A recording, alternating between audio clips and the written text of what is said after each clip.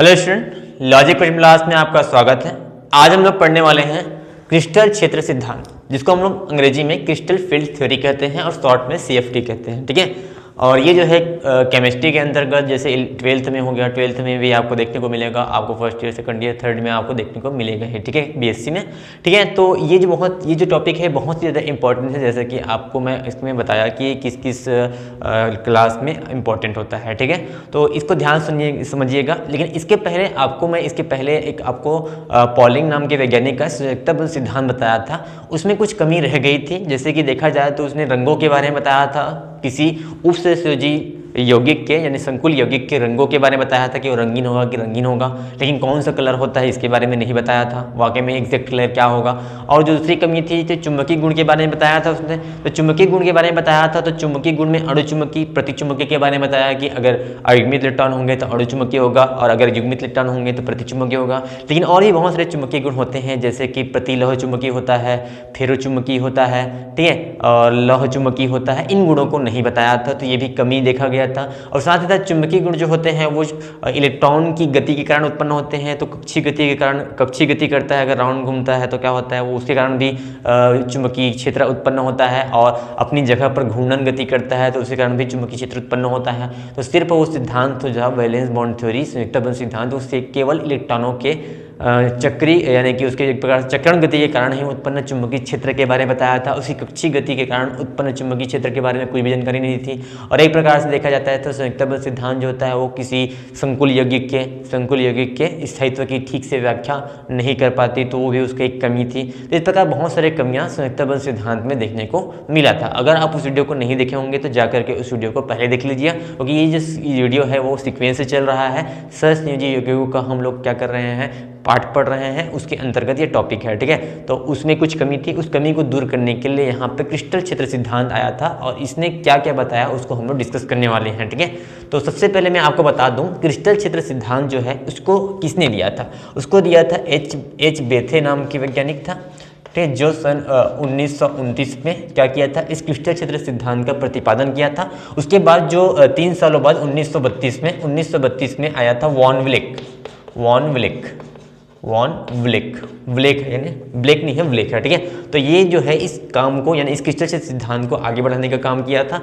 इस दोनों के सहारे ये क्रिस्टल क्षेत्र सिद्धांत यहाँ पे माना गया है। ठीक है, यानी इन दोनों ने इसकी क्या की थी, इंट्रोड्यूस किया था इसको, यानी कि प्रतिपादन किया था। ये बात को याद रखेगा। ठीक है, इस क्रिस्टल क्षेत्र सिद्धांत में होने वाला क्या है उसको समझाने से पहले मैं आपको एक एग्जाम्पल देने वाला हूँ। एग्जाम्पल दूंगा, उससे बहुत सारी जानकारी आपको मिल जाएगी, फिर उसी को पॉइंट के हिसाब से मैं आपको बता दूंगा। ठीक है, तो सबसे पहले मैं आपको एग्जांपल बताता हूँ। इसमें क्या होने वाला है, इसमें हम लोग लेंगे, यहाँ पे हम लोग किसके बारे में पढ़ रहे हैं, हम लोग किसी संकुल यौगिक के बारे में पढ़ रहे हैं। संकुल यौगिक जब भी बोलता हूँ तो आपको बस एक माइंड में एक चीज़ याद रखना है कि अपने को समझ लो कि Fe6 3- ये मेरे पास एक संकुल आयन है। ठीक है, इसमें क्या होते हैं, ये क्या होते हैं, मेटल होते हैं। मेटल मतलब केंद्रीय धातु परमाणु माना जाता है, जैसे कि मैं बता चुका हूँ। और ये जो है, ये वाला जो सामने में जो भी जुड़ा रहता है वो होते हैं लिगेंड। ठीक है, लिगेंड यानी L। ठीक है, तो क्या करते हैं, केंद्रीय धातु परमाणु वो मेटल को क्या करते हैं, अपने एकांकीय इलेक्ट्रॉनों को क्या करते हैं, देते हैं, और इससे उपसहसंयोजी बंध का निर्माण होता है। ठीक है, इस प्रकार मैंने आपको बता दिया। अब इसमें क्या है कि जो लिगेंड आते हैं, लिगेंड के जो इलेक्ट्रॉन आते हैं, एकांकीय इलेक्ट्रॉन युग्म, वो मेटल के पास आते हैं। तो मेटल के कहाँ पे आते हैं, ज़्यादा देखा जाए तो डी कक्षक पे आते हैं, और बाकी एस कक्षक, पी कक्षक में भी आते हैं, लेकिन डी कक्षक को यहाँ पे फोकस करने वाले हैं।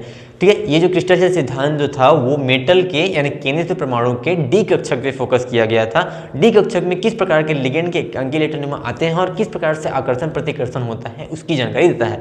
या फिर ऐसा भी कह सकते हैं कि मेटल और लिगेंड के मध्य परस्पर संबंधों को व्याख्या करने के लिए यहाँ पे क्रिस्टल क्षेत्र सिद्धांत आया था। और उस सिद्धांत में सबसे पहली जो बात है वो ये कहा गया था कि मेटल जो होते हैं वो लिगेंडों को चारों तरफ से घेर के रखते हैं, यानी इस प्रकार से, जैसे मेटल बनाया मैं ये मेटल, और इस प्रकार से सभी तरफ से। ठीक है, सभी तरफ से यानी कि जितने लिगेंड आते हैं, जैसे इसमें 6 लिगेंड आ रहे हैं तो 6 लिगेंड इस प्रकार से क्या करते हैं, इस प्रकार से मेटल आयन को क्या करते हैं, घेर के रखे रहते हैं। और इन लिगेंडों को बिंदु आवेश के रूप में माना जाता है। बिंदु आवेश के रूप में इस प्रकार से क्या किया जाता है, लिगेंडों को माना जाता है। ये दूसरी बात थी। पहला बात ये था कि जो मेटल को लिगेंड आपस में चारों तरफ से या फिर सभी सभी ओर से क्या करते हैं, जितने लिगेंड होते हैं वो क्या करते हैं, घेरते हुए होते हैं और उप सहसुजी बंधों द्वारा क्या होते हैं, जुड़े रहते हैं। और इन लिगेंडों को केंद्रीय आवेश क्या बोलते हैं, बिंदु आवेशों के रूप में क्या करते हैं, मानते हैं। ये जो लिगेंड हो सकते हैं वो निगेटिव हो सकता है या फिर उदासीन हो सकता है, ठीक है, निगेटिव या फिर उदासीन हो सकता है। जैसे कि अगर मैं निगेटिव आयन रहेगा, जैसे कि हम लोग CN ले लिए, साइनो ले लिया, तो ये निगेटिव आयन वाला क्या है, ये लिगेंड है, ऋणात्मक लिगेंड है। तो ऋणात्मक लिगेंड कैसे आकर्षित होगा, क्योंकि मेटल आयन जो होते हैं पॉजिटिव होते हैं, तो ऋणात्मक आयन मेटल आयन को, मेटल प्लस को क्या करेगा, उसकी ओर आकर्षित होगा, ठीक है, क्योंकि प्लस वाला है, माइनस वाला है, आकर्षित हो जाएगा। लेकिन उदासीन में कैसे, उदासीन का एग्जांपल बताता हूं, जैसे H2O है, H2O में तो उदासीन है, तो उदासीन है तो कैसे आकर्षण होता होगा, H2O के पास इलेक्ट्रॉन रहते हैं ना, इलेक्ट्रॉन के द्वारा आकर्षित होते हैं। या फिर ऐसा भी कर सकते हो कि H2O का अगर मैं डायग्राम बनाना चाहूँ तो हम लोग जानते हैं कि संरचना इस प्रकार से क्या होती है, बनती है, 2 H इस प्रकार से और हाइड्रोजन इस प्रकार से, ऑक्सीजन हाइड्रोजन इस प्रकार से ऑक्सीजन के साथ जुड़ता है।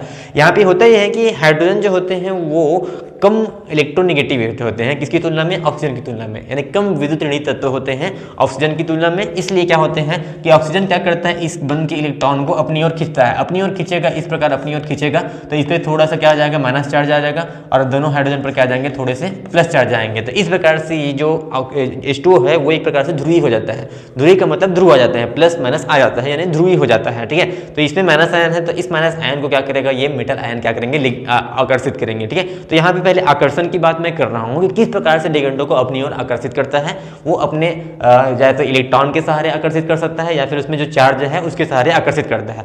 लेकिन बात यह है कि कभी कभी लिगेंड के पास जो एकांकी इलेक्ट्रॉन में जो होते हैं, ठीक है, जैसे कि हमें बताया हूं मैं, तो एकांकी इलेक्ट्रॉन में रहते हैं और मेटल आयन के पास भी तो इलेक्ट्रॉन रहते हैं ना, तो इलेक्ट्रॉन और इलेक्ट्रॉन के मध्य प्रतिकर्षण भी तो होना चाहिए। तो उसी प्रतिकर्षण को समझाने के लिए ये सिद्धांत मेनली फोकस किया गया है लिगेंड और मेटल के संबंधों, पारस्परिक संबंधों, यानी आकर्षण और प्रतिकर्षण को, ठीक है। तो मैं आकर्षण को तो समझा दिया कि किस प्रकार से आकर्षण होता है। मेटल के जो प्लस आयन होते हैं वो लिगेंड के माइनस आयन को क्या करते हैं, अपनी ओर आकर्षित करते हैं, या फिर इलेक्ट्रॉनों को आकर्षित करेंगे। लेकिन जब आकर्षण होता है तो मेटल आयन के पास भी इलेक्ट्रॉन होने के कारण प्रतिकर्षण को भी झेलना पड़ता है। तो उस प्रतिकर्षण को मैं आपको यहाँ पे समझा रहा हूँ, ठीक है। तो जैसे कि मेटल आयन का मैंने एक डी कक्षक लिया, इस प्रकार से, ठीक, ये डी कक्षक हो गया, ठीक है। डी उपकक्षा बोलेंगे इसको, या फिर डी उपकोष बोलेंगे, ठीक है। डी उपकोष में पहला वाला जो होता है इसको क्या नाम दिया जाता है, DXY। ये जो होता है DYZ। इसको मैंने पहले ही एक बार बता चुका है, जब मैं आपको कक्षकों की आकृति को जब बता रहा था, तो कक्षकों की आकृति में मैंने बताया था कि डी उपकक्षा के 5 कक्षक होते हैं, यानी ऑर्बिटल्स होते हैं। उन ऑर्बिटल के नाम होते हैं DXY, DYZ, DZX, DX² minus Y², DZ², ठीक है। इन नामों से इसको जाना जाता है, ठीक है। अब इन्हीं सभी कक्षों में 2 इलेक्ट्रॉन रहते हैं, ये बात को भी याद रखना है, ठीक है। मैंने ये भी बताया था आपको कि इन तीनों को हम लोग कहते हैं T2G समूह कहते हैं, और इन दोनों को हम लोग कहते हैं EG समूह, ठीक है। ये बात को याद रखिएगा, ठीक है। T2G समूह, EG समूह, ठीक है। T2G मतलब ट्राई हो गया, 3 आते हैं इसमें, ठीक है, 3 आते हैं, ठीक है। तो इसको हम लोग ट्राई जनरेटेड ग्रुप भी कहते हैं, इसको ट्राई जनरेटेड ग्रुप, ठीक है, यानी कि त्रिसंभरणसी ग्रुप भी कहा जाता है, ठीक है। ये जो है वो द्विसंभरणसी ग्रुप है, इसमें दो ग्रुप रहते हैं। अभी देखा जाए तो डी कक्षा के जो सभी कक्षक है वो सभी एक ही लेवल पे है। एक ही लेवल पे होने का मतलब है कि सभी की ऊर्जा समान है, सभी की ऊर्जा क्या है, इक्वल है। T2G की भी ऊर्जा इक्वल है, EG की भी ऊर्जा इक्वल है, ठीक है। तो अभी ऊर्जा क्या है, सभी की समान है। अगर मैं देखा जाऊँ तो अगर ऊपर ऐसा चला जाता है मतलब ऊर्जा क्या हो जाएगी, बढ़ जाएगी, ऊर्जा के बढ़ता क्रम है, ठीक है। लेकिन अभी सभी एक ही सीक्वेंस में है, तो अभी सभी की ऊर्जा क्या होगी, समान होगी, ठीक है। अब होता क्या है कि जैसे ही लिगेंड आता है, जब लिगेंड क्या करते हैं, आते हैं, तो इसमें कुछ न कुछ क्या रहते हैं, इलेक्ट्रॉन पहले से रहते हैं, इसमें कुछ न कुछ इलेक्ट्रॉन रहेंगे। तब इस लिगेंड जो है अगर डी कक्षा में आते हैं तो यहाँ पे क्या होगा, ये जो इलेक्ट्रॉन है, ये सभी इलेक्ट्रॉन जो कि डी कक्षा में है, मेटल के डी कक्षा में है। लिगेंड जब आते हैं तो लिगेंड भी इलेक्ट्रॉन लेकर ही आते हैं। तो देखो लिगेंड के इलेक्ट्रॉन और मेटल के जो डी कक्षा होता है उसके इलेक्ट्रॉन, उनके मध्य क्या होना चालू हो जाएगा, प्रतिकर्षण। इलेक्ट्रॉन के मध्य क्या होता है, प्रतिकर्षण होता है। तो प्रतिकर्षण के फलस्वरूप क्या होगा, प्रतिकर्षण में हमेशा ऊर्जा की बढ़ोतरी हो जाती है। तो यहाँ पे इन डी कक्षा की ऊर्जा क्या हो जाएगी, बढ़ जाएगी, ठीक है। तो मैं यहाँ पे आपको बढ़ते हुए दिखा रहा हूँ, ठीक है। इस प्रकार क्या हो जाएगी, ऊर्जा क्या हो जाएगी, बढ़ जाएगी, ठीक है। इस प्रकार से क्या हो जाएगी, इन सभी की ऊर्जा क्या हो जाएगी, बढ़ जाएगी। फिर कुछ टाइम क्या होगा, ज्यादा प्रतिकर्षण होगा, और ज्यादा प्रतिकर्षण होने के बाद ये जो है ये दो भागों में बढ़ जाता है, T2G और EG में, ठीक है, T2G समूह में और EG समूह में क्या हो जाता है, बढ़ जाता है। अब हो सकता है कि T2G पर ज़्यादा प्रतिकर्षण होगा तो T2G ऊपर चला जाएगा, EG पे कम प्रतिकर्षण होगा तो EG नीचे चला जाएगा, या फिर हो सकता है कि EG पे ज़्यादा प्रतिकर्षण करे तो वो ज़्यादा ऊपर चला जाएगा, या तो T2G अगर पे ज़्यादा कम प्रतिकर्षण करे तो वो नीचे चला जाएगा। यानी कि दोनों केस हो सकता है, वो दोनों केस को मैं आपको अगले वीडियो में आपको बताऊंगा ही, लेकिन ऐसे मान लेते हैं कि T2G चला गया ऊपर, ठीक है, T2G चला गया, समझ लेते हैं ऊपर, ठीक है। इस प्रकार से क्या हो गया, T2G चला गया ऊपर। ऊपर क्यों गया, क्योंकि उस पर प्रतिकर्षण ज्यादा होगा लिगेंड के इलेक्ट्रॉनों का, ठीक है। और EG जो था वो थोड़ा सा नीचे चला गया, ठीक है, नीचे मान लेते हैं यहाँ पे, ठीक है, इस लेवल से थोड़ा सा ऊपर ही रहेगा, ये बात को याद रखिएगा, ठीक है, इस लेवल से थोड़ा ऊपर ही रहेगा। तो ये जो हो गया, ये जो है EG समूह है और ये जो है T2G समूह है, ठीक है। यानी कि अब देखा जाए तो पहले उनकी ऊर्जा समान होती थी, लेकिन अब ऊर्जा क्या हो गई, दोनों की बदल गई, एक की ऊर्जा बढ़ गई, एक की ऊर्जा क्या हो गई, कम हो गई, ठीक है। इसकी ऊर्जा बढ़ गई, इसलिए इसको हम लोग बोलेंगे उच्च ऊर्जा स्तर, उच्च ऊर्जा स्तर। कितने की बढ़ोतरी हुई है ये सब अगले वीडियो में बताऊंगा मैं आपको। ये उच्च ऊर्जा स्तर हो गया और इसको कहा जाएगा निम्न ऊर्जा स्तर। निम्न ऊर्जा स्तर यानी कि ऊर्जा क्या हो गई, इसकी कम हो गई, ठीक है। इस प्रकार से क्या होता है, इसमें क्या हो जाता है, दो भागों में बढ़ जाता है, यानी डी कक्षक, मेटल के डी कक्षक लिगेंडों के इलेक्ट्रॉन आने की वजह से, प्रतिकर्षण होने की वजह से दो भागों में विभाजन हो जाता है, विपाटन हो जाता है। इसलिए हम लोग इस सिद्धांत को क्रिस्टल क्षेत्र विपाटन सिद्धांत भी कहते हैं। यहाँ पे क्या हुआ है, इन दोनों कक्षक के बीच में क्या हुआ है, विपाटन हुआ है, ठीक है। विपाटन मतलब विभाजन हुआ है, ठीक है, या फिर विस्फुटन भी कहा जाता है। विस्फुटन हो गया यानी कि विभाजन हो गया, टूट गया ये, ठीक है। और अब इन दोनों की ऊर्जा क्या हो गई, अलग अलग हो गई, कि किसी एक की ऊर्जा बढ़ जाती है तो किसी एक की ऊर्जा क्या हो जाएगी, कम हो जाएगी। तो इनके बीच में ऊर्जा का अंतराल आ जाएगा, इनके बीच में ऊर्जा का अंतराल आ जाएगा, जिस ऊर्जा अंतराल को हम लोग डेल्टा से निरूपित करते हैं। और ये जो ऊर्जा अंतराल है, ये जो ऊर्जा अंतराल है, इसको एक और तरीके से निरूपित किया जाता है और वो है 10 या फिर 10D क्यों से भी डिनोट किया जाता है, ये भी बात को याद रखिएगा। और इस ऊर्जा अंतराल का नाम है, इसको कहते हैं क्रिस्टल क्षेत्र विपाटन ऊर्जा। क्रिस्टल क्षेत्र विपाटन ऊर्जा भी इसको कहा जाता है, इस ऊर्जा अंतराल को क्रिस्टल क्षेत्र विपाटन अंतराल कहा जाता है, ठीक है। यानी कि अगर इसका डिफिनेशन देखा जाए क्रिस्टल क्षेत्र विपाटन ऊर्जा का, तो ये होगा कि जब मेटल आयन के डी कक्षा में लिगेंड जब प्रवेश करते हैं तो मेटल आयन के डी कक्षा में उपस्थित इलेक्ट्रॉन और लिगेंड के इलेक्ट्रॉनों के मध्य प्रतिकर्षण के फलस्वरूप जब ऊर्जा में बढ़ोतरी होती है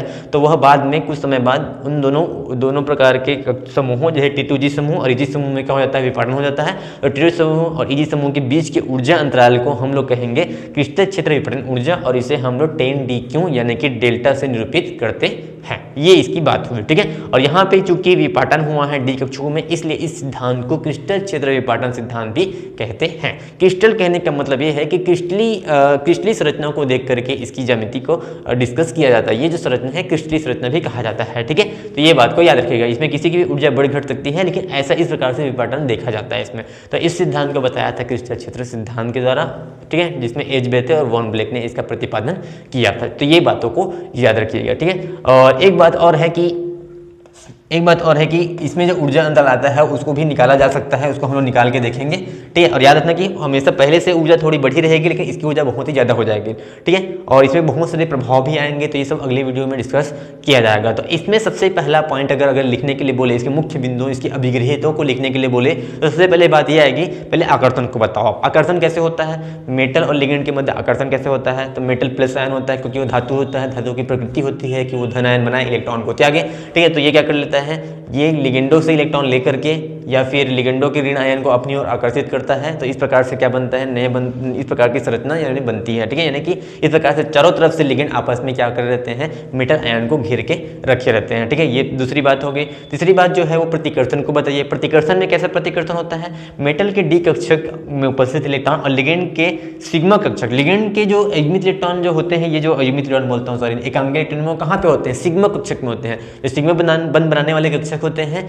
उसको सिग्मा कक्षक कहा जाता है। तो सिग्मा कक्षक में लिगेंड के इलेक्ट्रॉन क्या होते हैं, उपस्थित होते हैं। तो उनके इलेक्ट्रॉन और इनके इलेक्ट्रॉन के मध्य क्या होता है, प्रतिकर्षण होता है। प्रतिकर्षण होने के फलस्वरूप यहाँ पे T2G और EG समूह दो भागों में क्या हो जाता है, विभाजन हो जाता है। ऊर्जा बढ़ेगी, फिर विभाजन होगा, और विभाजन को कहा जाता है क्रिस्टल क्षेत्र विपाटन। और विभाजन के फलस्वरूप दोनों के बीच में ऊर्जा का जो अंतराल आता है, उस ऊर्जा अंतराल को कहा जाता है क्रिस्टल क्षेत्र विपाटन ऊर्जा। ये भी बात को आपको लिखना पड़ेगा। इसे हम लोग डेल्टा या फिर 10DQ से क्या करते हैं, निरूपित करते हैं। तो ये जो पूरी बात है, ये है क्रिस्टल क्षेत्र क्षेत्र विपाटन सिद्धांत के अंतर्गत उनकी अभिक्रिया। या फिर एक और चीज देख सकते हो आप कि इन लिगेंडों को है ना हम लोग बिंदु आवेशों के रूप में या फिर माइनस लिगेंड और उदासीन लिगेंड के रूप में क्या किया जाता है, निरूपित किया जाता है। इस प्रकार से हम लोग संरचना बना करके इसके अगले वीडियो में हम लोग उसको पूरे समझेंगे कि कब T2G ऊपर जाएगा, कब T2G नीचे जाएगा, कब EG ऊपर जाएगा, कब EG जो है नीचे रहेगा। इसको हम लोग अगले वीडियो में देखेंगे, जिसमें हम लोग पढ़ने वाले हैं अष्टफल की ज्यामिति के लिए हम लोग डी कक्षा विपाटन समझेंगे, और चतुष्फल की ज्यामिति यानी चतुष्फल की संकुल के लिए भी हम लोगों ने हम लोग क्रिस्टल क्षेत्र विपाटन को समझने वाले हैं। तो ये था पूरा जो सिद्धांत, वो था क्रिस्टल क्षेत्र सिद्धांत, जो कि संयुक्त बल सिद्धांत के बाद आया था। ठीक है, ये बात को याद रखिएगा। इसके बाद और एक सिद्धांत आता है, और इस सिद्धांत के माध्यम से हम करना क्या चाहते हैं, हम लोग करना चाहते हैं किसी संकुल यौगिक या फिर संकुल आयन की उसका स्ट्रक्चर कैसे बनता है, उसमें किस प्रकार से उसमें लिगेंड जो होते हैं वो मेटल आयन के साथ जुड़े रहते हैं, उनके बंधों के बारे में, ऐसे उसके रंगों के बारे में, उसके चुंबकीय गुणों के बारे में, इसकी सभी की व्याख्या करने के लिए ये सिद्धांत आया था। पूरे अंदर की बातों को समझाने की कोशिश कर रहा है ये सिद्धांत। ठीक है, फिर भी इसमें कुछ कुछ कमियां रह जाती है, इसके बाद कुछ और नया सिद्धांत आ जाएगा, कि कोई भी सिद्धांत जो बनता है उसमें कुछ न कुछ कमी तो रहती है। तो ये हुआ क्रिस्टल क्षेत्र सिद्धांत। ठीक है, तो अगर आपको यह वीडियो समझ में नहीं आया होगा तो आप इस वीडियो को रिवाइंड करके देख सकते हैं। अगला वीडियो बहुत ही इंटरेस्टिंग होने वाला है, तो अगले वीडियो का इंतजार कीजिए। धन्यवाद।